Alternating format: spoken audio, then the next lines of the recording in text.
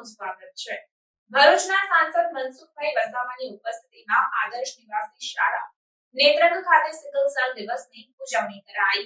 વિશ્વમાં આ બીમારી પ્રત્યે જાગૃતિ વધારવાના ઉદ્દેશથી પ્રતિવર્ષ 19 જૂનના રોજ વિશ્વ સિકલ સેલ દિવસની ઉજવણી કરવામાં આવે છે, જેના ભાગરૂપે આદર્શ નિવાસી શાળા નેત્રંગ ખાતે ભરૂચના સાંસદ મનસુખભાઈ વસાવાની ઉપસ્થિતિમાં ભરૂચ જિલ્લા આરોગ્ય વિભાગ દ્વારા સિકલ સેલ એનિમિયા દિવસની ઉજવણી કરવામાં આવી હતી, જેમાં ભરૂચ જિલ્લા કલેક્ટર તુષાર સુમેરા અને પ્રાયોજના વહીવટદાર યોગેશ સાંગલેની પ્રેરક ઉપસ્થિતિ રહી હતી। કલેક્ટર તુષાર સુમેરાએ આ પ્રસંગે કહ્યું હતું કે આ રોગને અટકાવવા માટે આપણે એક લક્ષ્ય લઈને ચાલવું પડશે।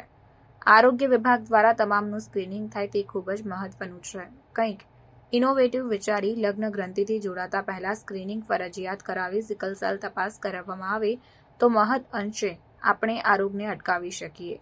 સરકાર સતત કટિબદ્ધ રહી આ રોગને નિર્મૂલન કરવા પ્રયત્નશીલ છે। એક અભિયાન સ્વરૂપે સતર્કતા સાથે રોગની જાણકારી જ બચવા માટે શ્રેષ્ઠ ઉપાય છે। જિલ્લામાં તમામ આરોગ્ય કેન્દ્રો ખાતે સિકલ સેલની વિનામૂલ્યે સારવાર થાય છે, જેની પણ સૌ નાગરિકોને જાણકારી આપી સિકલ સેલ નિર્મૂલન અભિયાનમાં સૌને સહભાગી બનવા અપીલ કરી હતી। આ કાર્યક્રમ દરમિયાન સાંસદ મનસુખભાઈએ જણાવ્યું કે યશસ્વી વડાપ્રધાન નરેન્દ્રભાઈ મોદીએ વર્ષ 2047 સુધીમાં સિકલ સેલ નાબૂદી માટેનો દેશવાસીઓને લક્ષ્યાંક આપ્યો છે, ત્યારે આ ધ્યેયને સિદ્ધ કરવા માટે આપણે બધાએ સહિયારો પ્રયત્ન કરવો જોઈએ।